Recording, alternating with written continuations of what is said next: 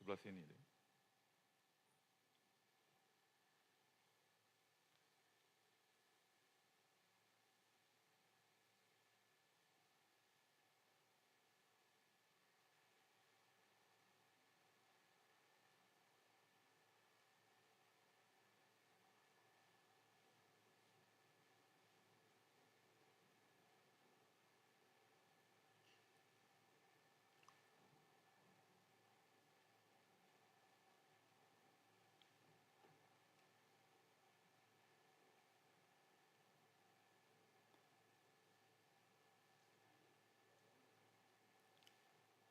A very good afternoon. Assalamualaikum, and nice to have all of you here today. Yeah, I think there was a slight delay just now. Anyway, we'll begin now. Now, I'm going to share with you, the title of my presentation is Embracing the Changing Dimension of English Language Education, the Pedagogical Initiatives for Contextualized Classroom Practices. Okay, it is really nice to see lots of teachers here today. And I think we are all in it together. We are always looking for solutions. And especially in the post-pandemic era now, we are looking for more solutions. So, what we have in store today, all right? We're going to revisit some underlying educational theories and concepts, understanding the English language education landscape shift, challenges. I think everybody understands this. Idealism versus realism. I think being practitioners, we are always facing this understanding. Realism versus idealism. All right? So there are two elements in ourselves as practitioners. Sometimes when we feed realism, we become more inclined towards realism. But when we feed ourselves with idealism, then we become more inclined towards idealism. But well, this is you, and you decide where you stand. And then we get acquainted with some models of teaching and learning, some suggested practical and contextualized solutions in learning and teaching. Well, I think everybody agrees with this. Education needs to shift from teaching us facts to teaching us how to live extraordinary lives. Now, this session is supposed to be a featured workshop. So please feel free, to interrupt me anytime. All right? Remember, from the beginning I said, we are all in it together. We are all here for one cause, that is to find the best solutions from the perspective of pedagogy. Yeah? So in my slides, I will share this. So how do we shift from teaching us fact to teaching us how to live extraordinary lives? Now the focus here, ladies and gentlemen, are the learners. Why are you here today? A big question. Why are you here today? And many of you will say the keyword is CPD, professional development. Agree? Yes. Yes, it's professional development for whom? For yourself? Yes. But I would say for your learners. Agree? You are here because of your learners. You have been entrusted in this profession to give the best to your learners. That's why you are here. Right? You want to widen your horizon in teaching and learning. And then you want to bring back whatever you can in these 3 days. To whom? To whom? Your learners. I think all of you agree with me. Some of you, less than 5 years of experience. Some of you, 10 years, 15 years. I'm standing here as a person with 40 years in the profession. 40 years of experience. I'm still learning. And I still want to learn. Why? Okay? You see the next slide. We change lives and make a difference through education.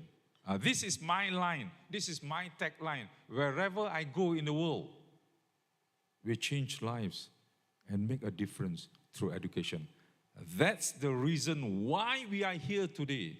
We come from afar. We leave everything behind because we want to seek knowledge. We want to seek new experiences. Why? For our learners. It's always our learners, nobody else. Of course, it benefits us as a practitioner. All right? Now, I look at all of you, most of you who are teachers. I'm not going to say you are teachers. You are an educationist. From today onwards, after my presentation, you go anywhere, when somebody say, what's your profession? I'm a teacher. I am an educationist. It gives you another dimension of what education is all about. Yes, I am an, I can't hear you. I'm an educationist. I want to change lives and make a difference through education. That's why I chose this profession. And that's why I'm here today for my learners. Yes? Are you okay after the good lunch? Yeah, okay. Never mind. Understandable. Okay? So, look at this. If you plan, your plan is for 1 year, go and plant rice. If your plan is for 10 years, go and plant trees. But if your plan is for 100 years, then you are in the right profession. Educate children. I think your plans are for 100 years. This is a metaphor by Confucius. Okay, a metaphor by Confucius. So I translated or I interpreted his quote in this way. As educationists, we will swim across the widest ocean, scale the highest mountain, maneuver through the most treacherous valley, and brave the most violent storm in search of what? The elusive X factor in pedagogy, in ensuring our learners receive the very best through our teaching. We will never pause in our endeavors, even if it takes 100 years. Now, metaphorically, 100 years means what? It means that we will continue looking for the elusive X factor. Now, why do I call it an X factor? You see, we keep on attending workshops, seminars, conferences. What are we looking for? We are looking for the X factor, right? Right? To bring back to our classroom. Agree? But every time you receive or you feel that, you think that, hey, I've got the X factor, but new developments will come in, will creep in. And you say, well, I have to look for the X factor again and again and again. Do you agree? Do you all agree? So are you still looking for the X factor? Yes, no. Yes, that's why we are here.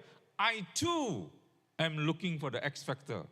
Every time I go anywhere for workshop, seminar, conduct workshops or seminars, I too am looking for the X factor because I feel I'm still inadequate. Because Confucius said 100 years. I've just done 40 over years. I have another 50 over years to do in education. All right? Now, the point is, do we teach or we educate? I leave it to you. Do you teach or do you educate? There's a difference.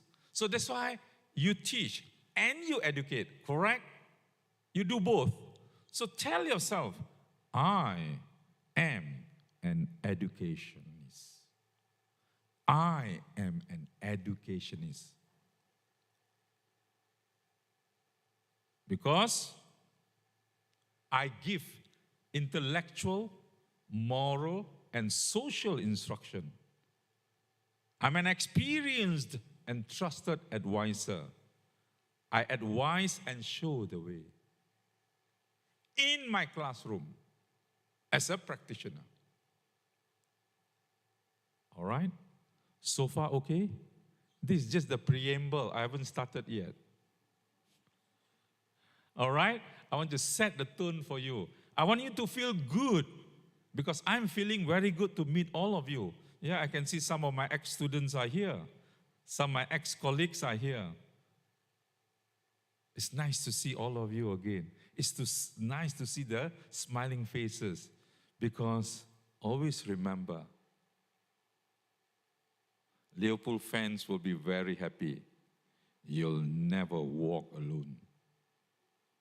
And you must never walk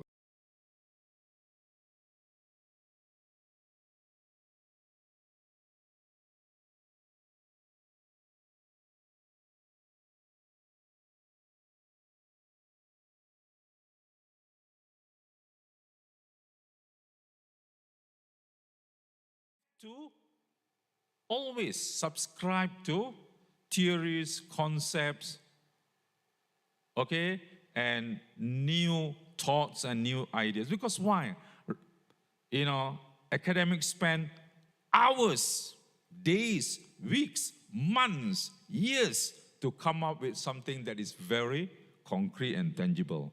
So we must look at all these theories, concepts, and must internalize it. I would say, how do you internalize it?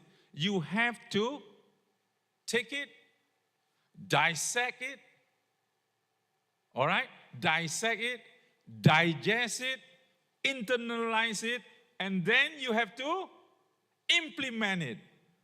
Don't just digest, internalize, everything done, and then keep to yourself.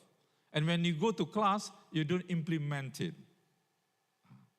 Some will say, sir, it's not easy. All these theories, if I go to certain places, I cannot apply.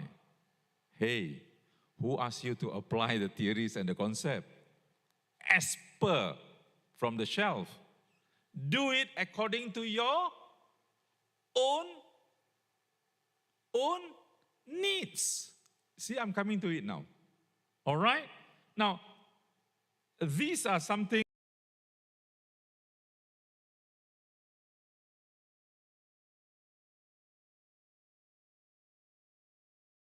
human capital. And who are producing this human capital? You.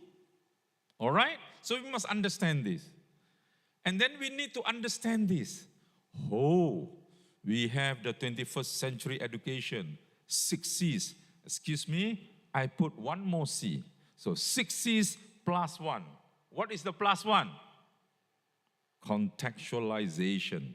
Yes, Alvin Toffler may have mentioned the 6 C's, but Haslam Khan said, put one more C lah. Contextualization. Now, contextualization means what?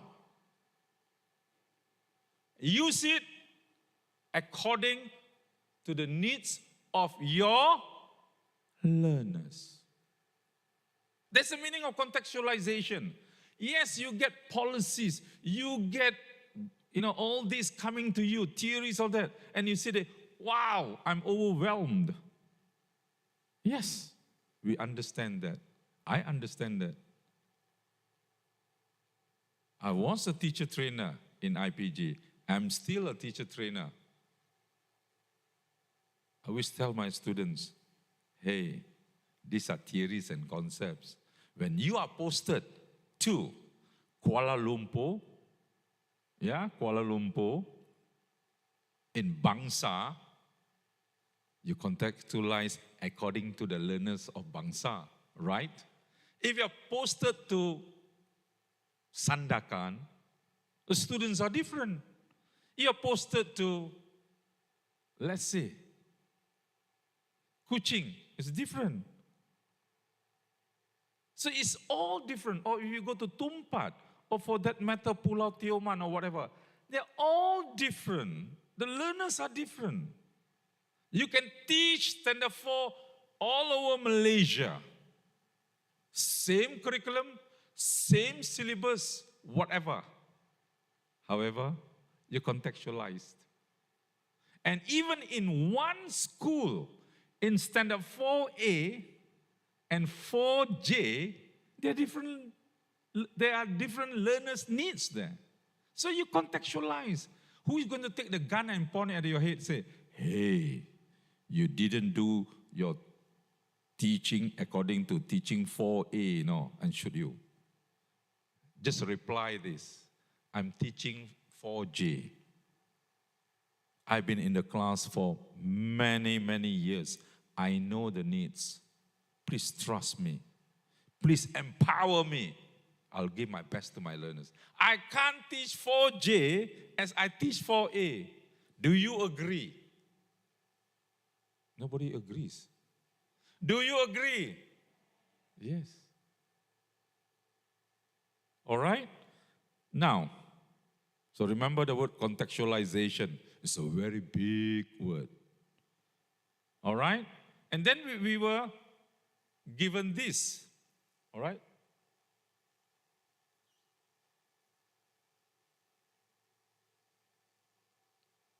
Sorry. I'm monitoring two sides of the, two laptops. So mine and also the one over there. Okay, never mind. So this was the one that maybe you didn't see just now. All right? Okay. Then we were exposed or introduced to Education 4.0. Now, the Education 4.0, like now we are in the post-pandemic situation. Actually, Education 4.0 is before the pandemic. All this, what you are doing now, you say post-pandemic, you have anywhere, anytime. All these elements are in Education 4.0. How much have we dissected, digested, and internalized and implemented? I have no answer. We are here today. My presentation is more of taking you through a journey of reflection. All right? And there will be a big part later when we do discussion and conclusion. All right? So it's just taking you to the journey and reflecting what we have done, what we are doing, and what we will do. All right? And then this is the latest. About Southeast Asia Teachers Competency Framework. You see the bull's eye there. What's the bull's eye there? Joyful learner. My question is this: are our learners all joyful learners? Educationists, I'm not going to call your teachers anymore, educationists. Are your learners in the classroom joyful learners? Are they enjoying it? Yes? Then fine. But look at this idea, okay? This framework about Southeast Asia teachers' competency. Look at all the parts, okay? Take it back, digest it, internalize it, and implement it. All right? Now, we all know about the conventions, right? Before the pandemic, basically, these slides will show you the convention. All right? Right? All agree? All agree? Yes, this is our pedagogical convention. All agree? And then, suddenly, we move. There's a change in the education landscape. We have to transcend the new horizon and adhere to the shifts. There's a shift now. Because the changing landscape, there's a shift now. To what? Look at this. Look at this. Or even better, look at this. This is more interesting, right? Now, are you ready for this? Or were you ready? Now, I think you're fine after 2.5 years. Were you ready for this? Maybe yes, maybe no. I can't answer that. And don't answer. It's a rhetorical question, all right? And then, when there's a change in landscape, definitely you have new challenges. Now, this is a very funny one, I know. Don't laugh. Some of us are also in this situation as mothers or fathers. Agree? Maybe yes, okay? Maybe no. Now, when we're talking about online learning and teaching, we have key challenges. These are the 9 key challenges. Now, from these 9, which one is very pertinent to you? Which one is very pertinent to you as an educationist? Anybody? It's supposed to be a workshop, you know. So please, respond. Which one is? Yes. Number? Just shout out. Number? Number 3. 8. Heavy workload. Teachers' competence and training. All right. Very good. Number 8. So, going, gone. Number 8. So that is the most challenging one. Okay. What else? 7. Okay. Assessment and supervision. The belief that e-learning offers no support. Okay. Next. So 8, 7. The third one. 6. So, can you please stand? I want to see you. Okay, see me after my presentation. I'll give you the self-motivation. All right? Sorry? Yeah. Because you need self-motivation also before you can motivate the students, right? You must be seen as the motivated person. And the students see you are so motivated, they say, wah, kalau cikgu begitu, aku pun nak jadi cikgu yang begitu. Kalau cikgu itu tidak bermaya, aku pun tidak bermaya lah. So, teachers' motivation, yeah? No, don't worry. When you talk about motivation, see me. I'll tell you how to get motivated. I think you're sitting next to my ex-student in IPG. Oh, you too? All right, very good. Okay, I'll see you for motivation, yeah? But when you were my student, were you really motivated? Yes. Oh, I believe yes.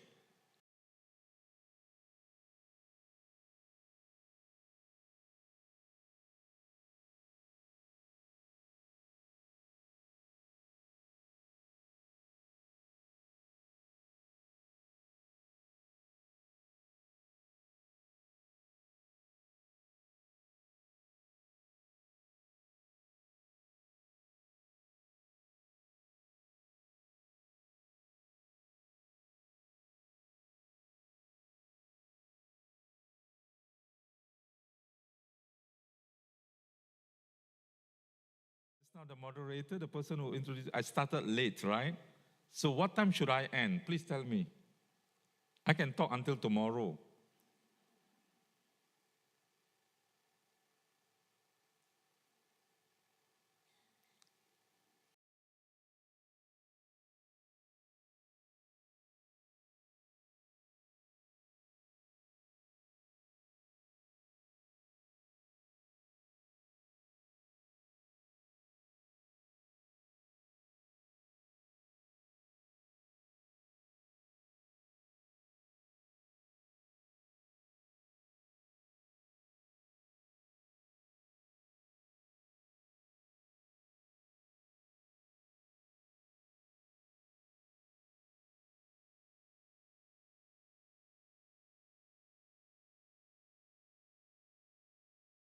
On our pedagogical endeavor. Look at the shift of learning space, delivery, learning evaluations, responsibility. All right? So this is some aspects. But look at these. Shift learning, the 7 most powerful idea shifts in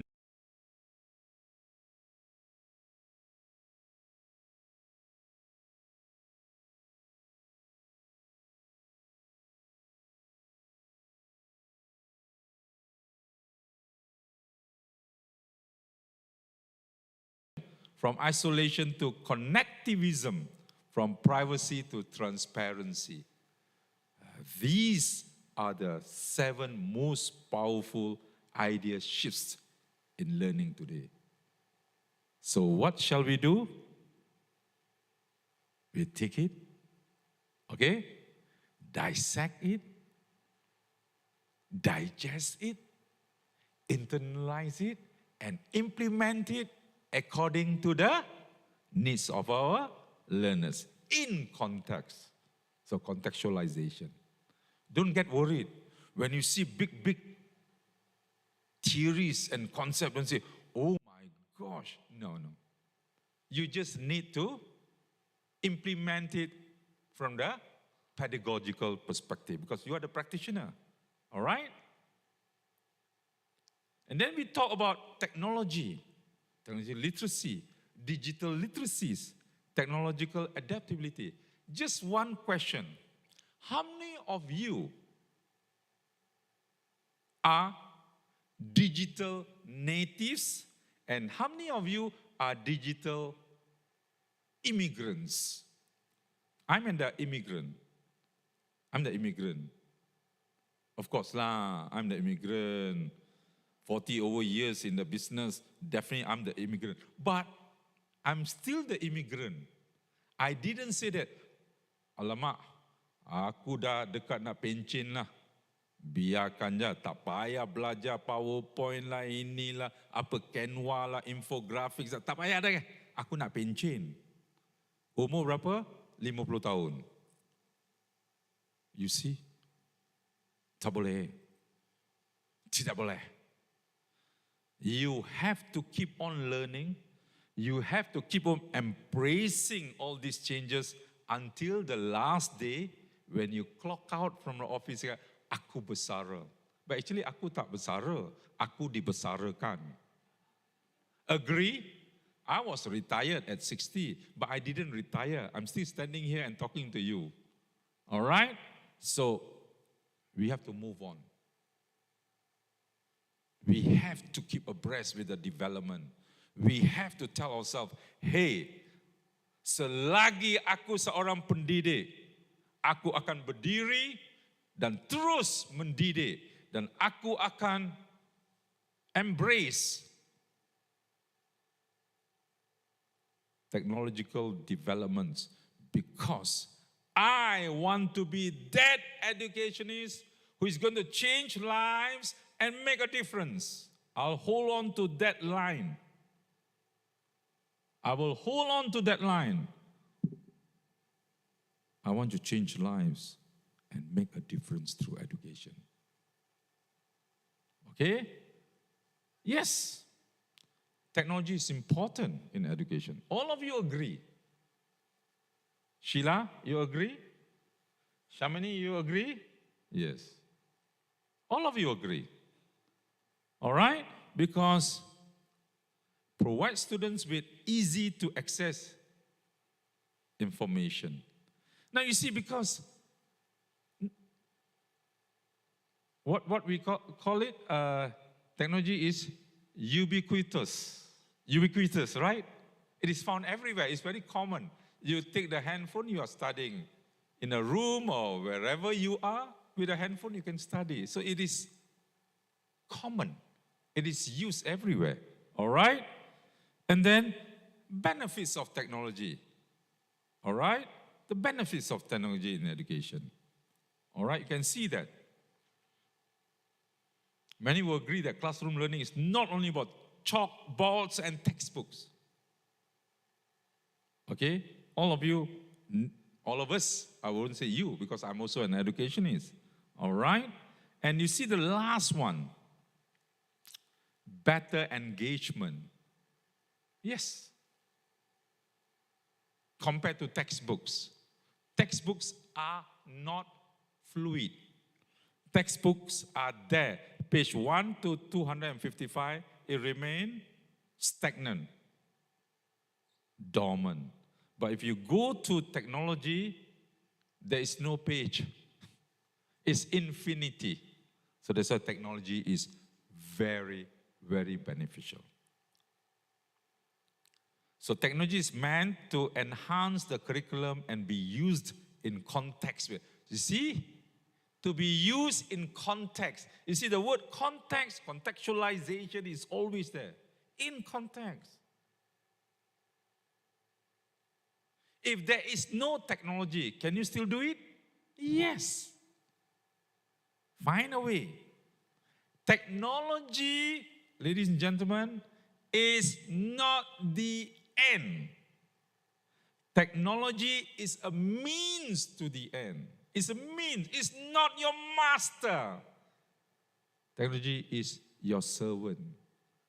You are the master. Technology is your servant. So use it.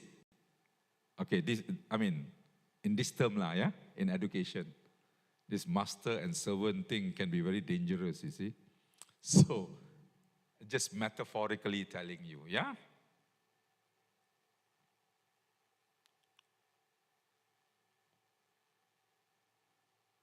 Why? I would say that technology is beneficial. Now look at this. This is the latest, yeah? 2022. Jane Hart, toptoolsforlearning.com. She came up with this survey. It said, the top 100 tools for learning. Now, I want to ask you, tools for personal learning, tools for education, tools for workplace learning. Just a quick question. Out of this 100, yeah, just now we talked about what digital immigrants and digital natives. I think the digital natives will have a better answer for this. Maybe if I ask the digital immigrants, they say, I only know this one, that one, that one. I can use my fingers. But the digital natives, like some of you here, you know, the younger ones, they say, well, I know 101. Huh? This is 100, 101, yes. Just came out yesterday. Another one. And tomorrow you say, you know what? I know 102. Now you see, these are the tools. Take it or leave it, like it or hate it. These are the tools. These are the tools that will be there for you. All right? Now, how do we describe, or we look at the functional description, the classification and categorization. You see YouTube, PowerPoint. I took 20 from there, and then just to give you the description and how you classify it or categorize it. And how to use it, I leave it to you. I'm not going to dictate you. I'm going to share with you. I empower you. You see, I keep to my words. I empower you, and I allow you to contextualize it according to the needs of your learners. Okay? Are you still with me? Are you okay? Are you happy? Good. Now, remember this. Technology as a tool, as your servant, should do this. When you use technology, ask yourself, in your initiatives, in your pedagogical initiatives, ask yourself, I'm using technology. Is any of these 5 happening? If you can answer it, then you are on the right path or pathway towards achieving greater success. All right? If you can't answer any of these, then you better review and revisit how you use technology. So that's why we always say that technology is a tool. It's a means to an end, not the end. Yeah? It's a servant. You are the master. And then we adapt it. We talk about technological adaptability. You must adapt it. Adapt whatever you have. Adapt. Don't copy straight away from the shelf. Take from the shelf, use it 100%. No. Take from the shelf, look at it, look at your learner needs, and then adapt it. Then you're on the right track. I always tell participants in conferences, nobody is going to take the gun and put at your temple and shoot you. As the practitioner in the classroom, you are the master in the classroom. Adapt it according to the needs of your learners. All right? Well, maybe you can talk to policy makers or leaders in education how to manage challenges. A suggested move towards digitalization. This is short-term measures, short-term. A quick fix. A quick fix. We are in a situation that needs fixing, then we can do this. All right? Okay? Now, this is a very powerful line, you know.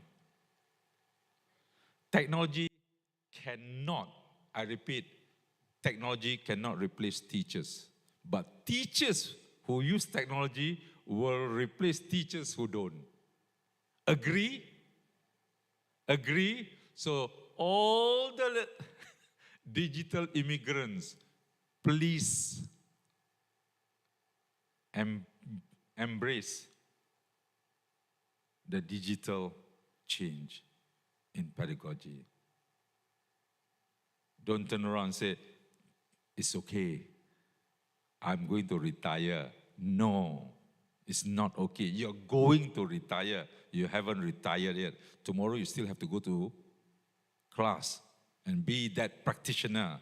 Remember, what kind of practitioner are we talking about? I want to change lives and make a difference. How can you flout that line and still go to class and say that, okay, I don't need to be there, I don't need to be digitally savvy. All right? the shifts. Now we go into the pedagogical implications. Okay? Now look here. We are all practitioners. We all are educationists. Tomorrow, when you finish attending this conference, the next day, you go back to where? To your classroom, right? And you have to face your learners, right? So the implication of all these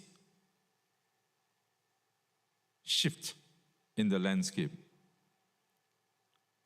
So I came up with this. We reimagine education in the landscape shift in ensuring continuity in learning and teaching. So how do you go? How do we reimagine it? So this is how I put everything that I've learned, I'm still learning, and came up with this quick idea. Reimagine. Okay?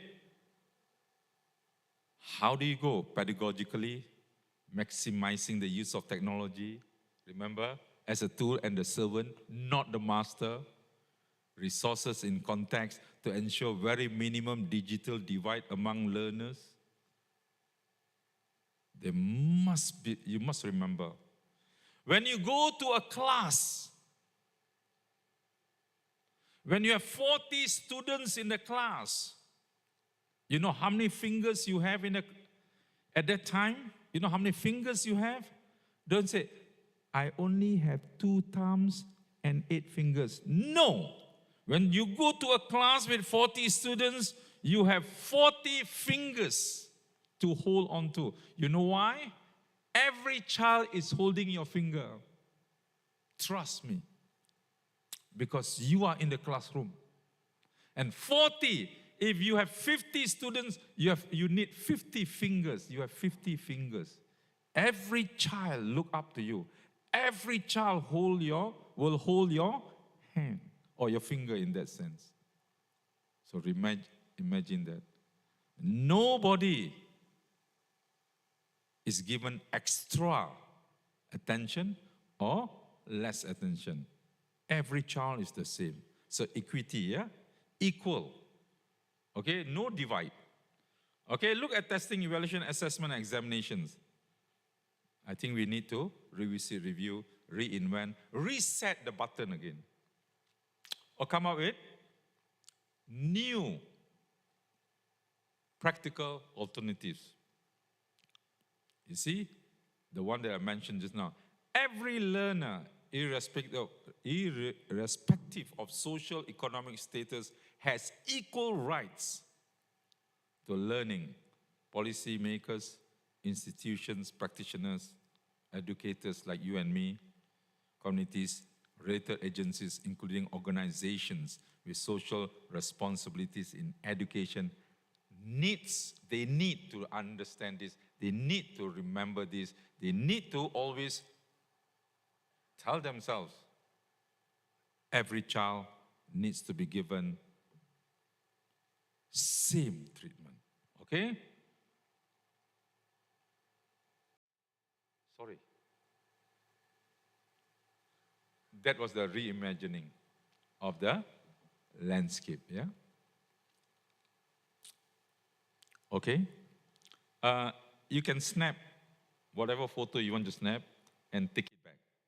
I'm here to share with you. No worries, no copyright.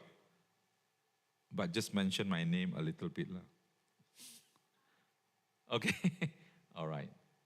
Now, and then this is from our Professor Tan Sri Zulkifli Abdul Razak. I think he was here this morning, right? A good friend, a true educationist. Lots of respect for him, Tan Sri. I respect you. And I think what you have given here is very, very relevant. It's no more filling the vessel. The shift is no more. It is kindling the fire. Just now somebody said the students, you have motivation problem with the students. You have to kindle the fire. It's not about retelling what you have. It's discovering. It's not about information transfer. It's about learning to learn. It's not about time-based. It's based on outcome-based. It's not about textbook-driven. It's about research-driven. It's not about passive learning. It's about active learning. Competition? No, we go into collaboration. National? No, we go into international levels. You see, we must understand this. Are we doing this? Don't answer, please. It's a rhetorical question. We are on the journey of reflection, remember?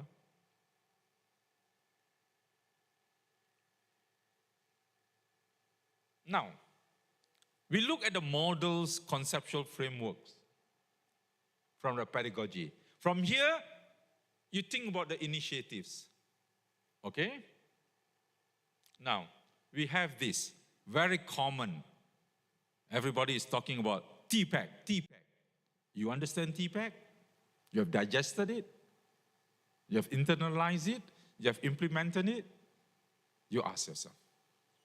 Okay? Then we talk about hybrid learning model. Are you using this model? You can adapt it, okay? Remember I told you it's nothing from the shelf, take it and use it. You have to adapt it and then adopt it. And then what about the 5E instructional model by Roger Bivey?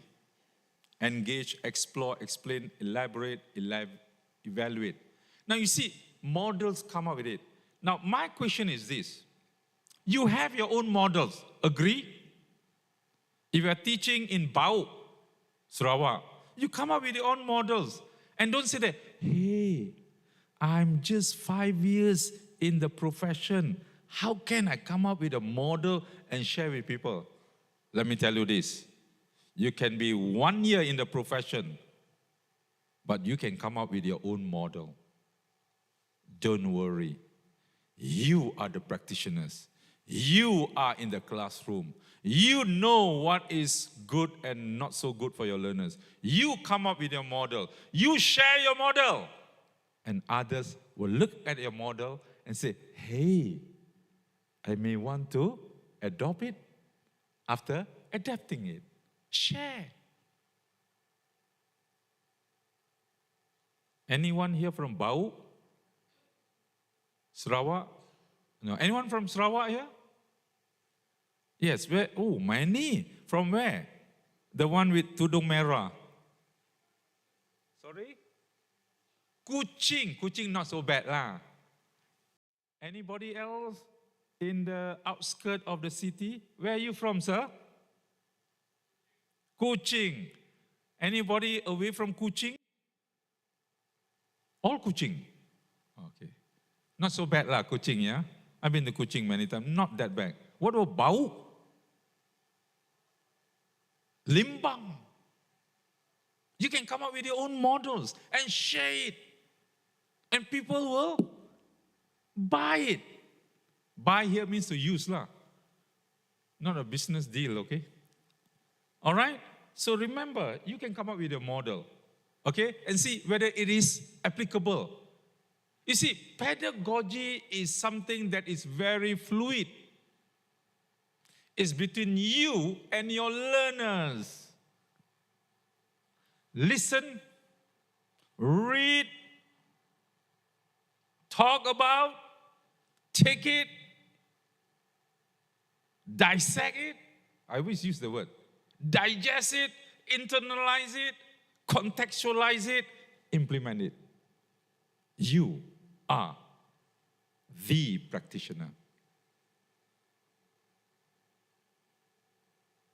1 year in the business, 2 years, 5 years, 10 years, keep on doing it. Remember I told you, Confucius said 100 years, you know. All right? And some say, let's move away from pedagogy to this pedagogy. Fine. Never mind. We look at it, we learn, we adapt it, and adopt it. It's okay. Or, look at this, the flipped classroom. Everybody knows this. Okay? Framework, concepts, ideas. Or maybe, and blended learning. Everybody say, okay, I know. How much do I know? Well, to the maximum that I know, I've read, and I am using it. This is my initiative. You can see that. Or maybe you want to look at this. If you want to teach grammar, this is the Dian model. Actually, somebody by the name of Dian, when I was in Indonesia, said, sir, can you come up with a model to teach grammar using my name, Dian? I said, okay, give me 2 hours. So I went to my room. After the presentation, I came up with this. How to teach grammar, instructional methodology for grammar. So use the Dian model. I know Dian is Lilin, isn't it? Dian is Lilin, isn't it? Candle, right? So you are lighting pedagogy. Why not? So you can use this in your classroom and see how it works. Or maybe you want to use Haslam. That's my name. Use Haslam, the acronym. You go to class and use Haslam. Activate, share, learn, apply, move. This is like a motivation. I know some of you say, sir, enough lah. Set induction, presentation, production, practice, conclusion. Fine. But I came up with this and I told myself, I want to come up with a model where it can give me extra motivation. And I want to share with people and motivate people. Change. We always change, right? You cannot be using iPhone 6 all the time. You have iPhone 7. And something similar, maybe certain changes, right? iPhone 14 Pro, different. So you come up with new ideas. So you change with time. Change with time. So you can use Haslam's model in teaching and learning. All right? And then we talk about pedagogy. We don't forget, we have to talk about instruction materials and resources. Now, remember this line. Teachers who have standards, align materials, which they find very useful, and sufficient support in using those materials will definitely embark on an effective and fruitful teaching and learning endeavor. That's from me. That's AK 22. AK is me, yeah? It will. But how? You have tons of materials and resources there. How do you use them? Just a suggestion and recommendation. Look at some of these materials. Post-reading activities or using infographics. They're samples. All right? What about this? You have that. All these are materials. All these are materials available. You have this. All these are materials. Very good materials. Very appropriate to use in the classroom. Okay?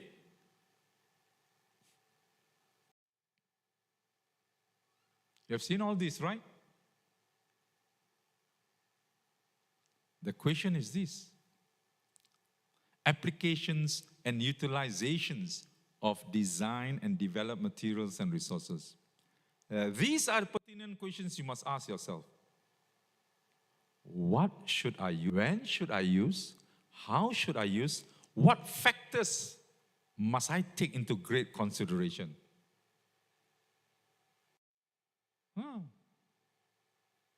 Can you answer this? Then you're on the right track. And now, since I've already empowered you with the word contextualization, you say that, hey, I have no right or wrong answer. in pedagogy. Why? I contextualize it according to the needs of my learners.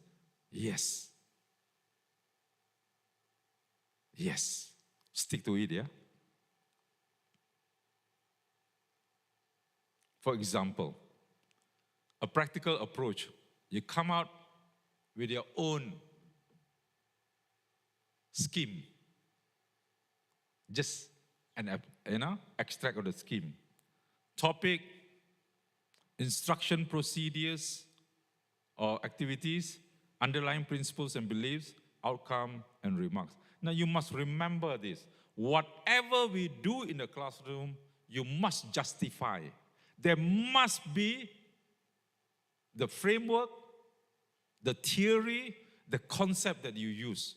You cannot say, I'm using it because I like it lah. You must be able to justify. Oh, individualization. Oh, personalization. Oh, differentiation. There's HOTS there. Non-linear forms there. Okay? Paragraph in motion there. Because it's literature, it's poetry. Hey, like somebody say, I'm bringing in, for example, songs into the class. You must know why you bring in those songs. You must justify why you bring so and so. All right? This can be a suggested model. Okay? Just to share with you, a practical model. Yeah? You cannot find it anywhere. I'm sharing it only with you. How you review and evaluate the materials used in the classroom practices. For example, you're using you want to appreciate the poem. He Has Such Quiet Eyes by Bipsi Suanjo. And then you put there, use Haslam in the stages in the lesson. All right? Materials used, what did you use? The implication, the strengths. The implication, the weakness. Suggestions and recommendations. General remarks and comments. So if you have a model, you justify it, nobody's going to say anything to you because you're a professional. You're an educationist. You justify in using it. Okay? So, yes, I have 5 minutes more. Discussion and conclusion. And some take-home points for you. If you're flying back, you may think about it and reflect in the plane. All right, if you're driving back, don't think and reflect too much because you're driving. So when you talk about shifts and initiatives, these are the points that you need to understand. Take it, digest it, and then share it, even with your leaders in education. Okay? If you're talking about curriculum and syllabus priority, focus components or subject areas. So all these are shifts and initiatives. But look at the one that I have capitalized the whole line.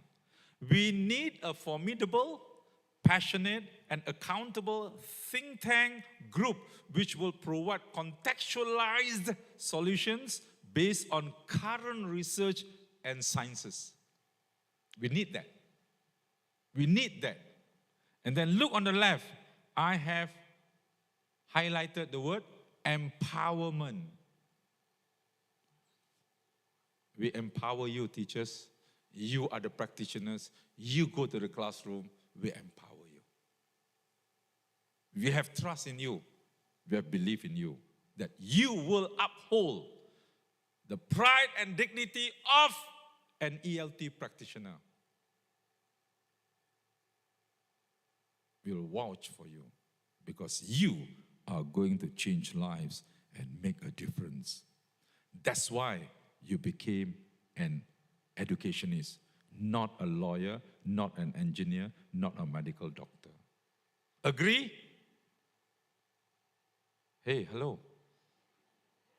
Yes lah. Alamak, so quiet one ah. Okay. All right? So let's be that, okay? The shifts and the initiatives here. Okay? You can snap and take it back with you. So, when you're embracing the shifts, the art of life lies in a constant readjustment to our surroundings. We have to. That's not from me, that's from Kakuzo Okakura, the book of tea. You have to make the change. And the others are from me lah. See the last one. There's never a one-head-fits-all in education. Never. If somebody say that, this is what you do in this class, this is what you do in that class, this is what you do there, say sorry. My lecturer, Sir Haslam, said, one head doesn't fit all. If you want to ask anything, you want to fight, you go and see Sir Haslam. Bring him to me lah, huh? I'll talk to him. All right, so remember contextualization. Okay? And then the significant elements in the education landscape shift, the learners, policies and governance perspective, institutional perspective, teachers' perspective. Now, these are the elements that we have to really look into. This book is coming out next year. Next year, but I managed to get a little excerpt from this book by Mark Dressman because he was presenting on Saturday, so I attended his presentation. See, I'm also learning. He said this book is going to be out next year. To remain relevant, teaching must become learner-driven, not simply learner-centered, learner-driven. Become ethnographic. Remember, the child is an individual. Build on online resources that are compelling and authentic for learners. Integrate students' existing uses of technology with classroom curriculum and embrace new technologies. Let's all embrace the new technologies. But remember, technologies, they are a servant, yeah? Technology is the servant, we are the master. Okay? So Professor Zahir's suggestion, plan and organize thoughtfully, clarify purpose, norms and expectations, build community through faculty-student and student-student interaction, use technology, but be careful of going overboard. So this is interesting. Founder of Empower, E.D. Francis James Toscano, he said that sometimes don't only focus on the cognitive. We must also focus on Maslow's effective taxonomy. Okay? Remember that. So this is what he says. Okay? You can read very quickly, yeah? So, this is according to him. So, this is by Keith Wood and Sarata. She was my lecturer when I was a young student. In the context of embracing the landscape shift in ELT, it's not about telling teachers what and how they should teach to bring about change in their students' learning outcomes. It is about empowering teachers to make their own decisions about what needs to change. Empowering teachers in this way has been identified as the soul of Japanese lesson. That's what Cheng said. It is the soul which can so easily be compromised when lesson study is adopted and inevitably, it seems, adapted in new contexts around the globe. Without teacher empowerment, top-down curriculum development is almost bound to fail. So, ladies and gentlemen, you are empowered. You are empowered. Okay? New kinds of problems require new methods of solutions, and new methods of solutions require new ways of thinking. We are all in it together. Let's think together. Okay? So remember the word keyword is what? Contextualization. Contextualization. This is my quote for you to take back, a pertinent point to note. See the last line? Being the practitioner, you know best of the content and the pedagogical needs of your learners. So, contextualize whatever you get according to the needs of your learners. If you can do that, you're fine. So this is my parting word. As an educationist, if you have a strong purpose in life, you don't have to be pushed. Your passion, your passion, your passion, your passion will drive you there. With that, thank you very much.